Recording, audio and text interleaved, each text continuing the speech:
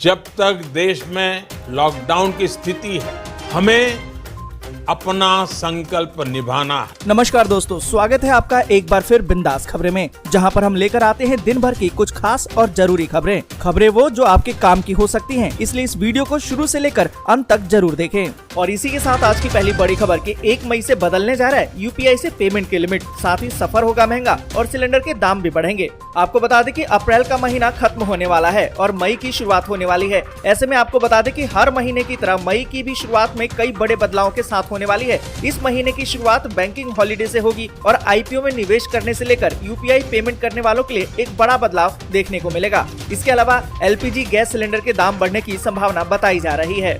आपको बता दें कि 1 मई से होने वाले बड़े बदलाव की बात करें तो अगर आप रिटेल इन्वेस्टर हैं और किसी कंपनी में आईपीओ में निवेश करते हैं और यूपीआई से पेमेंट करते हैं तो सेबी के नए नियम के हिसाब से अब 5 लाख रुपए तक की आप बिड सबमिट कर सकते हैं। यानी कि अब ये लिमिट 2 लाख थी, उसे बढ़ाकर 5 लाख रुपए कर दिया गया है। और साथ ही आपको बता दें कि हर महीने की तरह इस महीने की शुरुआत में कंपनियां गैस सिलेंडर के दाम को लेकर फैसला लेंगी। इस बार भी आम आदमी को झटका लग सकता है और रसोई गैस सिलेंडर के दाम में बढ़ोतरी की जा सकती है। गौरतलब है कि पिछली बार गैस सिलेंडर के दाम में 50 रुपए का इजाफा किया गया था। साथ ही आपको बता दें कि बैंक से जुड़े काम हैं तो आप जल्दी से निपटा लें, क्योंकि मई की शुरुआत जो होने वाली है वो छुट्टियों से ही होने वाली है। यानी कि 1 मई से लेकर 4 मई तक लगातार बैंक बंद रहेंगे। ये छुट्टियां अलग अलग राज्यों में अलग अलग होंगी। और इसी के साथ अगली बड़ी खबर कि दिल्ली एनसीआर में बढ़ी कोरोना की रफ्तार, क्या कर्फ्यू जैसे कदम उठाने का आ गया है समय? आपको बता दें कि दिल्ली एनसीआर में कोरोना वायरस के मामलों की रफ्तार जिस गति से बढ़ रही है वो डराने वाली है। राष्ट्रीय राजधानी दिल्ली में बुधवार को 24 घंटे के दौरान 1300 यानी कि 1300 से अधिक मामले सामने आए,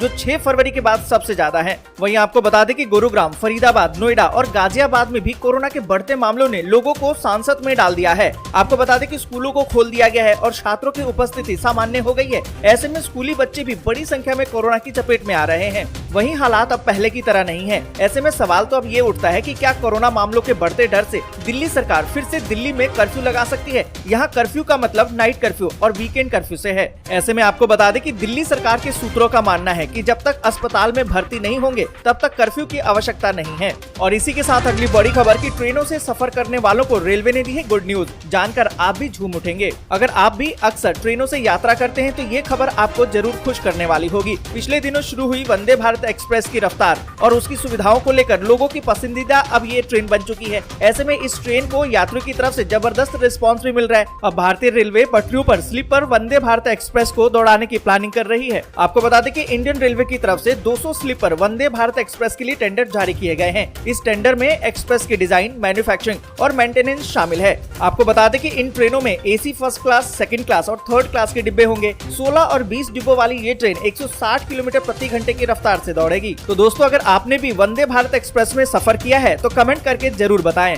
और इसी के साथ अगली बड़ी खबर की हो जाइए 10 से 15 घंटे तक बिजली कटौती के लिए तैयार, कोयला संकट से मई में लग सकता है करंट। आपको बता दें कि अप्रैल की बदन झुलसा देने वाली गर्मी के बीच में कश्मीर से लेकर तमिलनाडु तक के देश के लगभग 16 राज्य बिजली की भीषण कटौती की मार झेल रहे हैं। यहाँ बिजली संकट से बोर्ड की परीक्षाएं दे रहे छात्र हो, गैस चूल्हे से भभकते रसोई घर हो, वहाँ खाना बनाती महिलाएं हो या फिर अस्पताल जीवन रक्षक मशीनों पर निर्भर हो, हर कोई गर्मी के बीच कटौती से हलकान में है। आपको बता दें कि देश के छोटे बड़े मिलाकर लगभग 16 राज्यों में करीबन 2 से 10 घंटों के बीच में बिजली की कटौती की जा रही है। अप्रैल में अचानक गर्मी के गियर बदलने से बिजली की मांग में अचानक बढ़ोतरी हुई, जिससे कि इसकी सप्लाई बेहद ही खराब हो गई है। आपको बता दें कि उत्तर प्रदेश में 4 घंटे से लेकर 10 घंटे तक बिजली की कटौती होती है। महाराष्ट्र की बात करें तो 4 घंटे से लेकर 10 घंटे वहां भी होती है। राजस्थान में शहरों में 5 से 7 और गाँव में 10 घंटे से अधिक की कटौती होती है। पंजाब की बात करें तो गाँव में 2 से 8 घंटे की, बिहार में शहरों में 2 घंटे और गाँव में 10 घंटे से अधिक की कटौती होती है।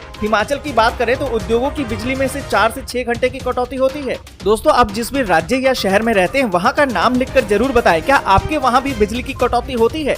और इसी के साथ अगली बड़ी खबर कि एक दिन में 60 लोगों ने गंवाई जान, कुल 3,337 नए मामले आए सामने। आपको बता दें कि देश भर में बीते 24 घंटे में कोरोना के 3,337 नए मामले सामने आए हैं। आपको बता दें कि स्वास्थ्य मंत्रालय की तरफ से इसकी जानकारी दी गई है। उन्होंने जो आंकड़े जारी किए हैं उसके अनुसार 60 और मरीजों की मौत हो गई है। वहीं देश में एक्टिव मरीजों की संख्या बढ़कर 17,801 हो गई है। और इसी के साथ अगली बड़ी खबर की महंगाई के बीच जनता को बड़ी राहत, रेलवे ने 50% तक घटाया एसी लोकल ट्रेन का किराया। आपको बता दें कि रेलवे ने महंगाई के बीच जनता को बड़ी राहत दी है। आपको बता दें कि भारतीय रेलवे बोर्ड ने मुंबई में एसी लोकल ट्रेन के किराए में कटौती करने का फैसला लिया है। अब एसी लोकल ट्रेनों में सफर करने वाले यात्री आधे किराए में यात्रा कर सकेंगे। जानकारी के मुताबिक टिकट की दर 130 रूपए से 90 रूपए तक कर दी गई है। वेस्टर्न लाइन से सेंट्रल लाइन पर किराए में कटौती किलोमीटर के हिसाब से होगी। और इसी के साथ अगली बड़ी खबर की IIT मद्रास में मिले 11 और कोरोना संक्रमित, आंकड़ा हुआ है 182। आपको बता दें कि IIT मद्रास में शुक्रवार को 11 और कोरोना संक्रमित मरीजों की पहचान की गई है। इसके साथ ही यहाँ कुल संक्रमितों का आंकड़ा 182 हो गया है। ये जानकारी तमिलनाडु के स्वास्थ्य सचिव ने दी है। देश में एक बार फिर से कोरोना मामलों में तेजी आ गई है। लगातार 2 दिनों से नए मामलों का आंकड़ा 3000 से अधिक आ रहा है। और इसी के साथ अगली बड़ी खबर की सूर्य ग्रहण आज जाने कहां दिखाई देगा, भारत में कितने बजे लगेगा। आपको बता दें कि साल का पहला सूर्य ग्रहण आज यानी कि 30 अप्रैल की मध्य रात्रि को लगने वाला है। सूर्य ग्रहण को वैदिक ज्योतिष ने काफी महत्वपूर्ण माना है। नासा के अनुसार 30 अप्रैल के ग्रहण के दौरान सूर्य की बिंब का 64% हिस्सा चंद्रमा से अवरुद्ध हो जाएगा। साल का पहला सूर्य ग्रहण आज और दूसरा सूर्य ग्रहण 25 अक्टूबर 2022 को लगेगा। साल का पहला सूर्य ग्रहण भारतीय समय के अनुसार 30 अप्रैल की मध्य रात्रि यानी कि रात 12:15 से शुरू होगा। ये सूर्य ग्रहण 1 मई को सुबह 4:07 तक रहेगा। ग्रहण की अवधि करीबन 4 घंटे रहेगी। ये सूर्य ग्रहण अंटार्कटिका के अतिरिक्त अटलांटिक क्षेत्र, प्रशांत महासागर और दक्षिण अमेरिका के दक्षिणी पश्चिमी भागों में दिखाई देगा। ये ग्रहण भारत में नहीं दिखाई देगा, इसलिए भारत में इस ग्रहण का धार्मिक प्रभाव नहीं माना जाएगा। और इसी के साथ अगली बड़ी खबर कि कोरोना से चीन में बिगड़े हालात, शंघाई छोड़कर भाग रहे लोग, बीजिंग में भी लाखों लोगों पर सख्त घेरा। आपको बता दें कि चीन के शंघाई में कोरोना के केसों में अप्रत्याशित बढ़ोतरी हुई है। इसके चलते वहां हाहाकार मचा हुआ है। सरकार ने संक्रमण की रोकथाम के लिए लॉकडाउन का हथकंडा अपनाते हुए तालाबंदी तो कर दी है। अब आलम ये है कि कारोबार के बड़े केंद्र वाले इस शहर से लोग भागने के लिए मजबूर हो गए हैं। स्थानीय पैकर्स और मूवर्स के साथ ही कुछ कानूनी फर्मों का कहना है कि चीन के सबसे महत्वपूर्ण शहर शंघाई से लोग तेजी से भाग रहे हैं, जबकि कुछ लोग सोशल मीडिया के जरिए लोगों से सलाह भी ले रहे हैं कि शहर में लॉकडाउन लगा हुआ है, प्रतिबंध के बीच वो शहर छोड़ने के लिए क्या उपाय करें। आपको बता दें कि 2.5 करोड़ की आबादी वाले इस शहर में मल्टीनेशनल कंपनियों की भरमार है। यहाँ भारी संख्या में विदेशी रहते हैं, लेकिन कोविड के केस बढ़ने के बाद यहाँ से पलायन करना उन्होंने शुरू कर दिया है। और इसी के साथ अगली बड़ी खबर कि रूस और यूक्रेन के बीच में जंग होगी तेज। 2.5 लाख करोड़ की मदद देने की तैयारी में अमेरिका, 1.5 लाख करोड़ के होंगे हथियार। आपको बता दें कि रूसी सेना से टक्कर ले रहे यूक्रेन को अमेरिका बड़ी सहायता देने जा रहा है। आपको बता दें कि राष्ट्रपति जो बाइडेन यूक्रेन को $33 अरब करीबन 2.53 लाख करोड़ रुपए की बड़ी सहायता देने का प्रस्ताव लेकर संसद के समक्ष जा भी रहे हैं। इस सहायता में $20 अरब से ज्यादा यानी कि 1.5 लाख करोड़ रुपए मूल्य के तो हथियारों की सहायता होगी। बाकी $8.5 अरब की सीधी आर्थिक सहायता होगी। $3 अरब की मानवीय और खाद्य सहायता भी होगी।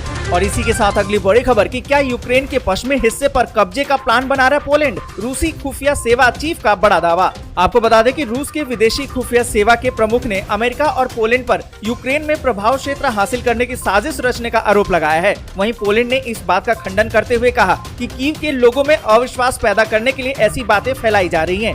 SVR ने कहा कि अमेरिका पोलैंड के साथ एक योजना पर चर्चा कर रहा था, जिसके तहत पोलैंड की शांति व्यवस्था सेना पश्चिमी यूक्रेन के ऐसे हिस्से में प्रवेश करना चाहता था जहां उसका रूसी सेना के साथ टकराव की आशंका बेहद कम थी। रूस कई दिनों से संकेत दे रहा है कि यूक्रेन का बंटवारा करने से जंग खत्म हो सकती है। यहाँ पर आपको बता दें कि रूस की विदेशी खुफिया सेवा ने एक जानकारी का हवाला देते हुए कहा कि उन्होंने दिखाया भी, बल्कि अमेरिका और पोलैंड नाटो सहयोगी पश्चिमी यूक्रेन के हिस्से पर पोलैंड की सेना और राजनीतिक नियंत्रण स्थापित करने की योजना पर काम। आज के लिए बस यहीं तक। वीडियो आपको अच्छी लगी हो तो लाइक और शेयर जरूर कर दें। अगर अभी तक आपने चैनल को सब्सक्राइब नहीं किया है तो सब्सक्राइब जरूर से कर लें।